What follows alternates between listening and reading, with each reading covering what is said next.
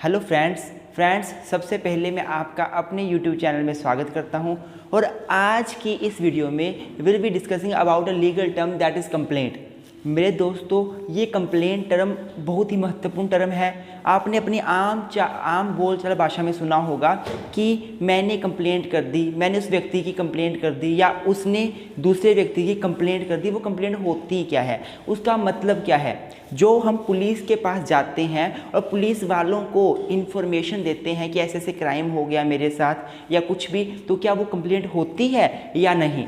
तो आज की इस वीडियो में हम अच्छे से डिस्कस करेंगे कंप्लेंट के बारे में। ये स्टडी के पर्पज़ के लिए तो बहुत महत्वपूर्ण है ही है, हमारे कोड ऑफ क्रिमिनल प्रोसीजर के सब्जेक्ट के लिए महत्वपूर्ण है, हमारे लीगल लैंग्वेज में इंग्लिश में लीगल टर्म्स के लिए बहुत महत्वपूर्ण है। साथ ही साथ ये जो है वो हमारे आम नागरिक के लिए जानना बहुत महत्वपूर्ण है कि कंप्लेंट होती क्या है।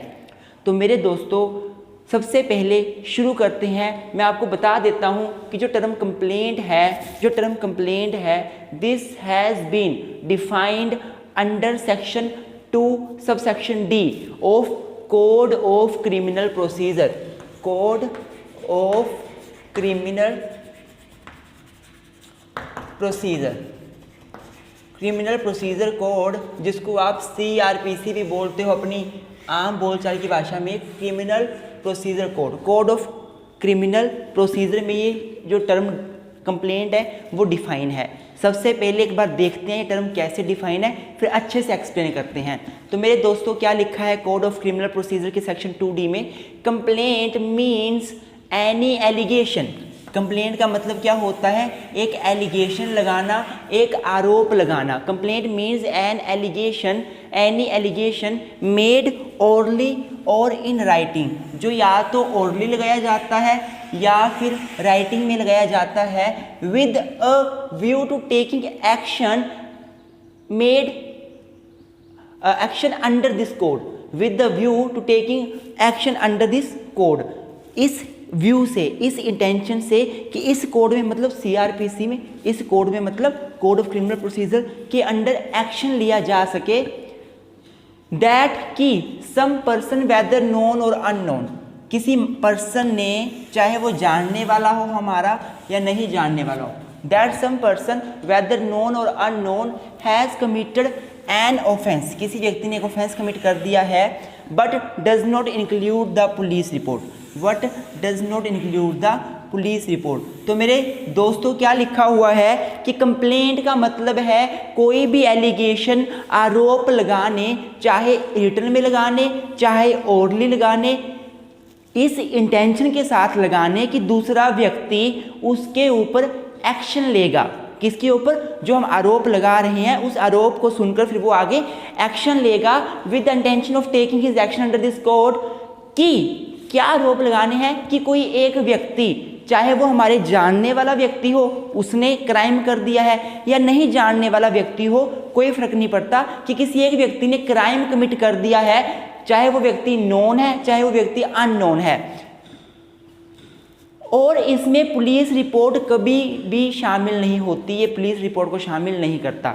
मेरे दोस्तों, बड़ा सिंपल सा मतलब है, मैं आपको समझाता हूँ। एक एक टर्म को अच्छे से जानेंगे, बस आप वीडियो को पूरा देखें, अंत तक बने रहें।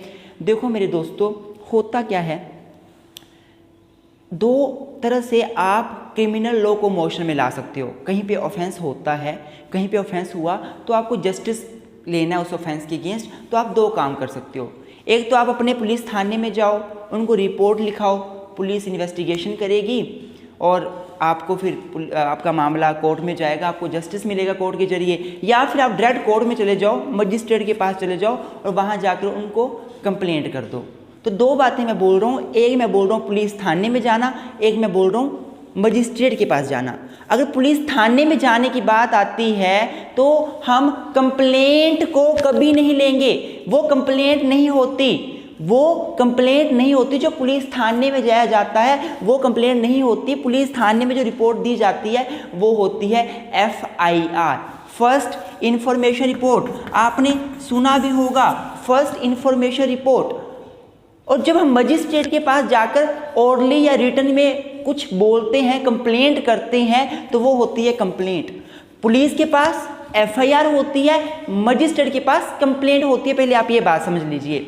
दूसरा, आपको ये भी समझना पड़ेगा कि एफआईआर हमेशा कौन से ऑफेंसेस की होती है, कोग्निजेबल ऑफेंसेस की। कौन से ऑफेंसेस की होती है, कोग्निजेबल ऑफेंसेस की। देखो हमारे सीआरपीसी में ऑफेंसेस को दो भागों में बांटा गया है, कोग्निजेबल और नॉन कोग्निजेबल। आप सिंपल सी भाषा में ये समझ लो कि कोग्निजेबल मतलब ज़्यादा हीनियस क्राइम जैसे मर्डर, रेप, और नॉन कोग्निजेबल मतलब थोड़े कम हीनियस क्राइम जैसे हर्ट हो गया, सिंपल हर्ट। तो मेरे दोस्तों, एफआईआर हमेशा कोग्निजेबल ऑफेंस की होगी। अर्थात मेरा बोलने का मतलब क्या है कि अगर आप पुलिस थाने में जाते हो और बोलते हो किसने मुझे थप्पड़ मार दिया, हर्ट कर दिया मुझे, तो पुलिस वाले उसकी एफआईआर लॉन्च नहीं कर सकते, क्योंकि एफआईआर लॉन्च होती है कग्निजेबल ऑफेंस की। कग्निजेबल मतलब सीरियस ऑफेंस की, हीनियस ऑफेंस की। तो अगर मैं कंप्लेंट की बात करूं, कंप्लेंट की, तो जो कंप्लेंट है वो लॉन्च होती है कग्निजेबल ऑफेंस की भी हो जाती है और नॉन कोग्निजेबल ऑफेंस की भी हो जाती है। अब होता क्या है, कंप्लेंट दोनों में से किसी भी ऑफेंस की हो जाती है, सीरियस ऑफेंस की भी हो जाती है और नॉन सीरियस ऑफेंस की भी हो जाती है। देखो स्टूडेंट, होता क्या है, हम मेनली कंप्लेंट के ऊपर फोकस करेंगे क्योंकि ये एरिया बहुत बढ़ता जाएगा, तो हम अपने एरिया को कंसाइज करेंगे, छोटा करेंगे और मेनली कंप्लेंट के ऊपर आएंगे हम। तो होता क्या है मेरे दोस्तों, अगर किसी व्यक्ति ने एफआईआर लॉन्च करी पुलिस थाने में और पुलिस वालों ने क्या किया, उसका एक प्रॉपर पूरी इन्वेस्टिगेशन करी, उसकी रिपोर्ट तैयार करी और रिपोर्ट तैयार करने के बाद मजिस्ट्रेट के सामने पेश करी। जब वो पुलिस रिपोर्ट मजिस्ट्रेट के सामने पेश हो जाएगी, किसी व्यक्ति ने क्राइम किया, उसकी इन्वेस्टिगेशन पुलिस ने करी और पुलिस वालों ने वो रिपोर्ट मजिस्ट्रेट के सामने पेश कर दी, तो वो रिपोर्ट जो है वो कंप्लेंट नहीं बन जाएगी। वो रिपोर्ट आपकी कंप्लेंट नहीं बन जाएगी, but does not include the police report. जो पुलिस रिपोर्ट आई है, कब आई है, कोई व्यक्ति पुलिस थाने में गया, उसने कंप्लेंट पुलिस थाने को उसने इन्फॉर्मेशन दी, जनरली हम कंप्लेंट ही बोल देते हैं वहाँ भी, लेकिन वो कंप्लेंट होती नहीं है।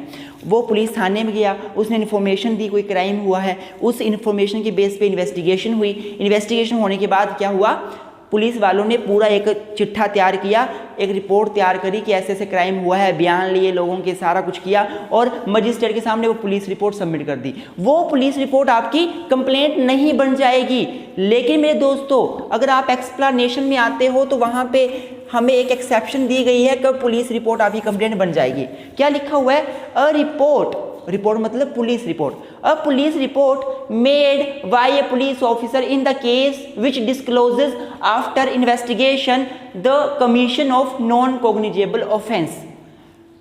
एक पुलिस रिपोर्ट मजिस्ट्रेट को दी गई पुलिस ऑफिसर के जरिए, जो बाद में पता चलता है कि वो पुलिस रिपोर्ट तो एक तरह से नॉन कोग्निजेबल ऑफेंस की रिपोर्ट है, तो उसको हम क्या मान लेंगे, कंप्लेंट मान लेंगे और उस पुलिस ऑफिसर को क्या मान लिया जाएगा, कंप्लेनेंट मान लिया जाएगा। देखो इसका बोलने का मतलब क्या है कि मैंने आपको अभी बताया कि एफआईआर हमेशा लॉन्च किसकी होती है, कोग्निजेबल ऑफेंस की।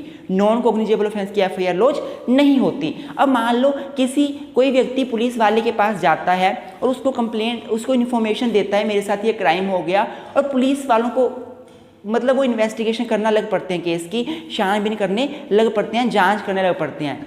जब रिपोर्ट तैयार हो जाती है, पूरा वो काम कर लेते हैं, तो उनको पता चलता है कि भाई ये तो ऑफेंस ही कोग्निजेबल नहीं था, ये तो नॉन कोग्निजेबल ऑफेंस था, ये तो वो ऑफेंस था ही नहीं जिसके अंडर हम इन्वेस्टिगेशन करने की पावर रखते हैं, क्योंकि नॉन कोग्निजेबल में वो इन्वेस्टिगेशन नहीं कर सकते खुद अपने आप सुओ मोटो इन्वेस्टिगेशन नहीं कर सकते। अब केस था नॉन कोग्निजेबल, ऑफेंस था नॉन कोग्निजेबल, पर बाई मिस्टेक उन्होंने क्या किया, इन्वेस्टिगेशन कर दी। अब क्या करें, तो अब उस इन्वेस्टिगेशन जो करी है उसको खराब नहीं किया जाएगा, जो रिपोर्ट तैयार करी है उसको हम कंप्लेंट मान लेंगे, और जिसने वो रिपोर्ट सबमिट करी है पुलिस थाने में, जिसने वो रिपोर्ट सबमिट करी है मजिस्ट्रेट के सामने पुलिस ऑफिसर ने, उसको कंप्लेनेंट मान लिया जाएगा।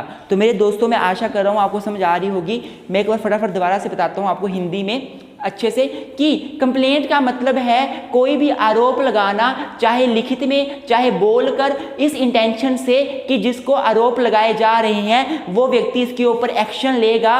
और आरोप क्या लगाया जाएगा कि किसी व्यक्ति ने, चाहे हमारा वो जानने वाला व्यक्ति है चाहे हमारे वो नहीं जानने वाला व्यक्ति है, उसने एक ऑफेंस कमिट कर दिया है और कंप्लेंट में कभी भी पुलिस रिपोर्ट नहीं आएगी, लेकिन अगर पुलिस ऑफिसर ने कोई रिपोर्ट सबमिट करी जो बाद में पता चलता है कि वो तो नॉन कॉग्निजेबल ऑफेंस के रिगार्डिंग रिपोर्ट थी, तो उस रिपोर्ट को कंप्लेंट मान लिया जाएगा और उस पुलिस ऑफिसर को कंप्लेनेंट मान लिया जाएगा। तो मेरे दोस्तों, मैं आशा करता हूँ आपको छोटा सा ये समझ आ गया होगा।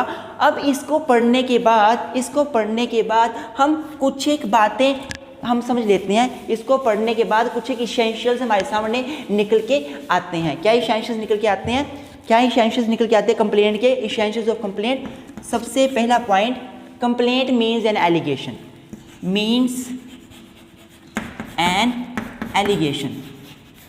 आपका सबसे पहला इसेंशियल कंप्लेंट का यह बन जाता है, ये एक एलिगेशन है। कंप्लेंट क्या है? वो एक एलिगेशन है, वो एक आरोप है। This is kind of allegation that some person has committed the crime. तो फर्स्ट हमारा इसेंशियल क्या बन जाता है? ये क्या एलिगेशन है, आरोप है, आरोप लगाना। दूसरा क्या बन जाता है? इट कैन बी ओरली और इन राइटिंग। दूसरा इसेंशियल क्या बन जाता है हमारा कि कंप्लेंट ओरली भी हो सकती है, राइटिंग भी हो सकती है। या तो व्यक्ति जाएगा मजिस्ट्रेट के पास और रिटर्न में लिख कर देगा, ये लीजिए मेरी कंप्लेंट, या फिर जाके बोलेगा मजिस्ट्रेट साहब वहाँ पे क्राइम हो गया, जाइए कुछ करिए। या तो ओरली बोलेगा या फिर रिटर्न में बोलेगा। तो ये कंप्लेंट रिटर्न में भी हो सकती है, ओरली भी हो सकती है। तीसरा some person whether known or unknown commit the crime. It can be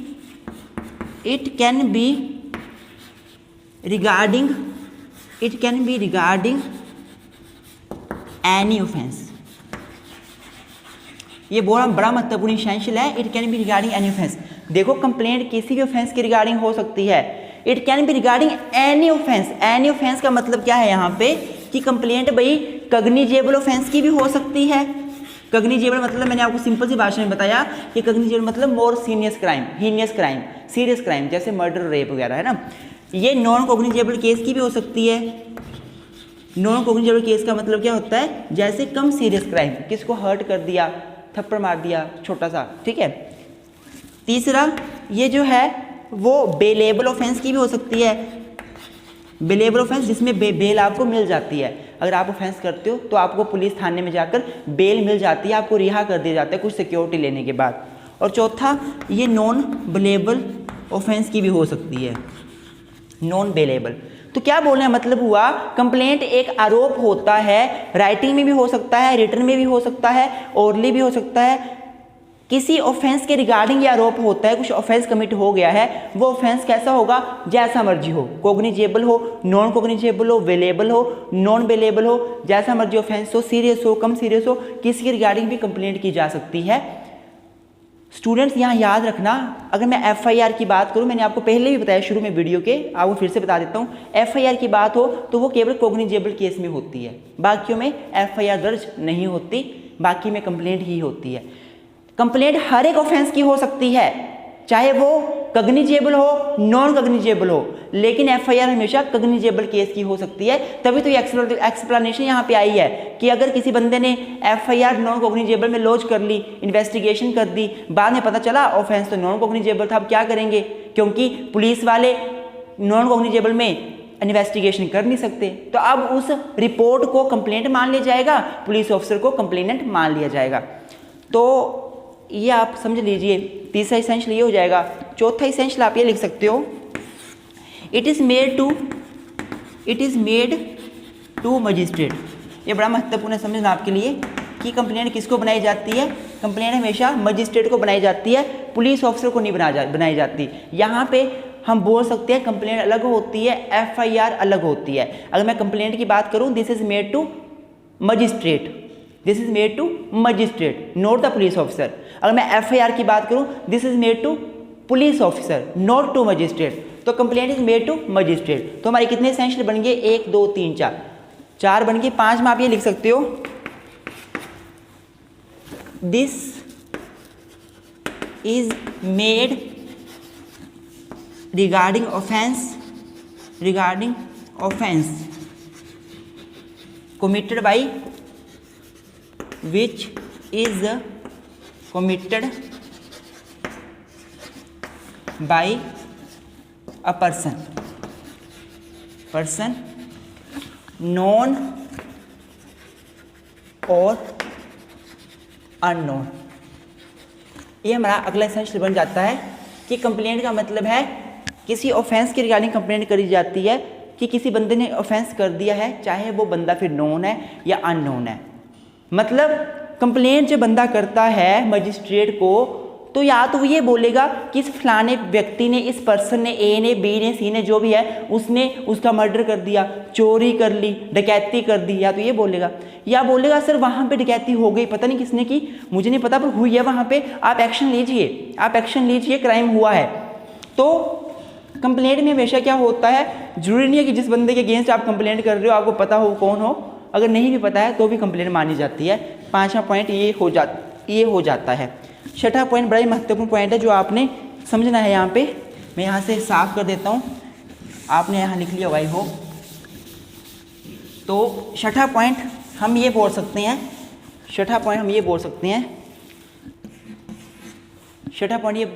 हम लोग कि this is made to magistrate, ये मजिस्ट्रेट को बनाई जाती है कंप्लेंट विद द व्यू, किस व्यू से, with the view that magistrate will take action.